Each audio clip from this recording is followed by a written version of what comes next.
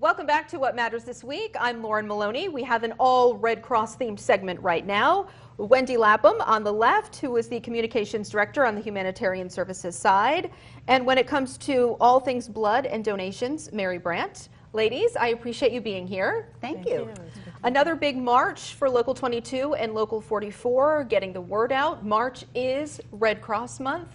Why is it so important to set aside time and really celebrate what the Red Cross does?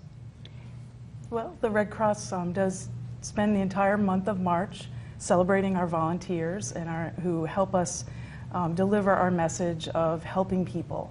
So it's a month-long celebration of that, and also a time for us to highlight the things that the Red Cross is doing and encourage people to become a volunteer, to take a first aid or life-saving training course, to give blood, give platelets, and to make a donation on Red Cross Giving Day, which is March 27th.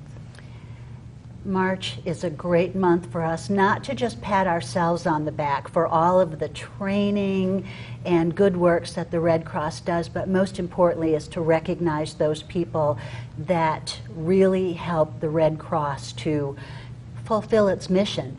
Lauren, we've talked about this before. The Red Cross is truly a volunteer-based organization, beginning with, as you said, blood services. Without healthy volunteer blood donors, we could not do the work that we do. But this is the month that we recognize heroes. And by heroes, I mean the people that come in just because they want to help, to donate blood, to donate platelets. When someone experiences a fire at their house, the person that shows up at your house to help you, to be there in that moment of absolute chaos, is a volunteer. They do this out of the generosity of their heart, and March is the month that we recognize those people and really shine a spotlight on them. When it comes to needing blood, I know 2 or 3 weeks ago when we checked in with the Red Cross and did a story, you know, you were at critical need. Is that still where you're at right now? We really are still at critical need, and by critical need, the need for blood is constant, and because it is a perishable product. But when we say that we are at critical need, what that means is that we have only about a 3-day supply of blood on hand, and that is not a comfortable place to be. The Red Cross strives always to keep at least a 5-day supply on hand to not only deal with the everyday emergencies of patients in the hospital, but to be prepared for any sort of events like I know I've used it before, the Boston Marathon bombing. When something like that happens, it's the blood already on the shelves that saves lives. This has been a very, very difficult winter. It really has, and I want your viewers to know that sometimes even when we're not seeing the snow here, which is not a common thing, we usually are seeing it here, but other things around the country have a ripple effect on the blood supply. The storms in Alabama, perhaps? You got it. All of those things, they close down blood donor centers, they cancel blood drives, and so during things like that, catastrophes like that, they look to the northern New England and other areas of the country and say, you know, can you help us out with blood or platelets? And luckily the Red Cross does have that national infrastructure to move blood and platelets where they're needed, when they're needed. And that nationwide system benefits us many, many times during these cold winter months when we're canceling blood drives due to snow and ice. Then we're looking to our friends on the West Coast or in the Southeast and saying, can you help us out? So it benefits us as well. But has there ever been a national crisis or a scenario where you've needed to reach out to states and they really said, you know what, right now we can't. We only have enough that, you know, our state could manage? Well, even if one state was experiencing something like that, remember, we cover the country. We have that national infrastructure. So sometimes you're right. There will be places that say, sorry, we're not able to help you. Then we just scan around the country and we find a place that can.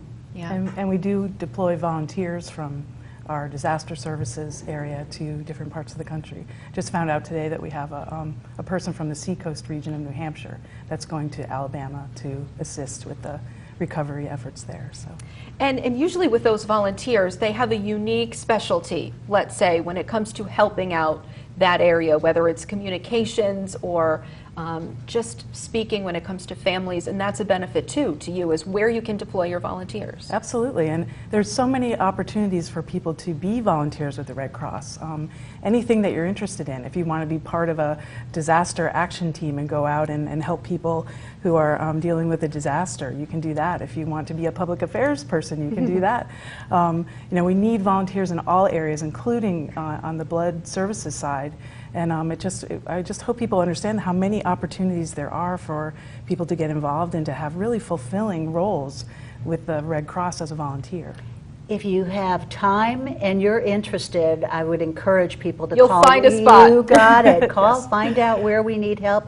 We will work with you to find something for you that suits your particular area of specialization and gives you that feeling that you are helping, that you're playing an important role, because you most definitely are.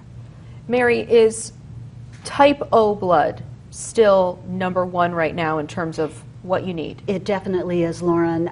We always encourage donors of all blood types to give when they are able to, but right now we are really experiencing an emergency need for type O blood. Both type O positive, which is the most common blood type, and type O negative, which is the universal blood type, and it is a lot less common than type O positive. Only about 7% of the population are type O negative donors, but if you have type O blood, we need you to come out and give.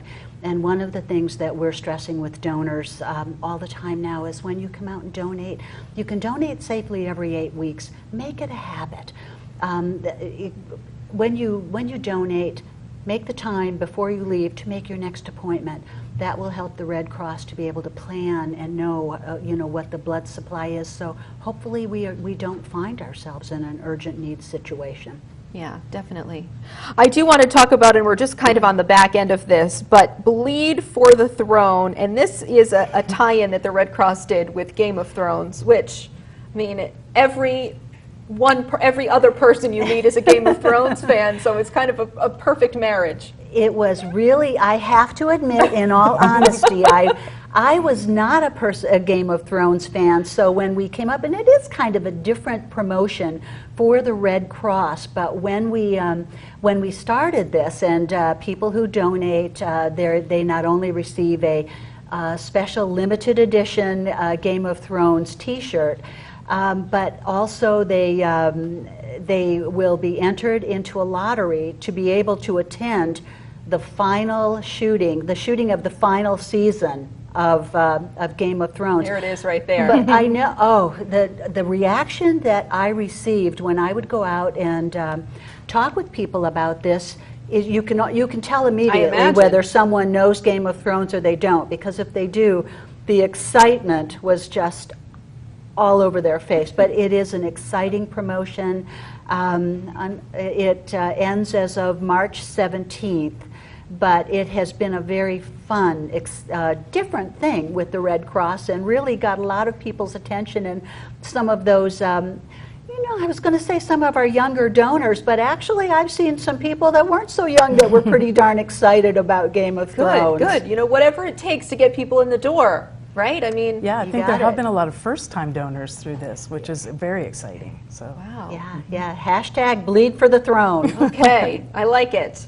Wendy, you had said you're fairly new. You've been here since November, right. Correct? Yes. What have you discovered about this region when it comes to giving, caring, volunteering, etc.? That's a great question. I think it's remarkable how people really work together here. I think there's such a sense of community in Vermont and New Hampshire. There was an example, we had a house fire just this past weekend in Concord, Vermont, and we had volunteers go to the fire. They brought coffee and donuts for the firemen, firefighters, and they had community support through the local Domino's donated pizzas for the firefighters. They had the local market, Bernie's Market, did. So it was really a wonderful sort of community spirit to help both the firefighters who were there, and there were more than a dozen of them, and also the family that was affected by the home fire. So I see this again and again, that there are so many examples examples of our volunteers working together as team to go into communities and really help people. People know each other, people work together really well, and I think that's something really special about this area. Wonderful. Let's make sure we talk about our blood drive again. It's March 26th, it's a Tuesday, at the Hampton Inn in Colchester. We want to get as many people out as we can, but you need appointments. Absolutely. We do encourage people to make appointments. Just to kind of regulate the flow of people, Exactly. It helps us to plan for it. If you find yourself that day that you have some time to come by, please do. I know that your people will be around. We'll be hanging out, that's for sure, to say hello and many giving as well. And the Red Cross is so grateful to Local 22 and Local 44. I think this is the 4th or 5th year. I think you're right. Yeah, it's been quite a while. The difference this year is that we are moving to the Hampton Inn, getting a little bit bigger, and but it's going to be a fun blood drive. It always is a fun blood drive, and we would encourage people to come out and support this the station. Wonderful. And I brought you a little present for Red Cross Month. Okay. This is Cut Out Clara. It's Clara Barton, who is the founder of the American Red Cross. Thank you. And she goes to different blood drives and events and things during the month of March. So now your studio has her for your participation. So it's one of those things where take a picture and Yes. You got it. Where can she be type of thing. Exactly. Right? Kind of, Okay. I exactly. think Cut Out Clara will make an appearance at the Local 22, Local 44 blood drive, definitely. I think you can say that for sure. Very well. Wendy, Mary, I appreciate you both being here so Thank much. you. Thank you so much. We'll be right back on What Matters This Week.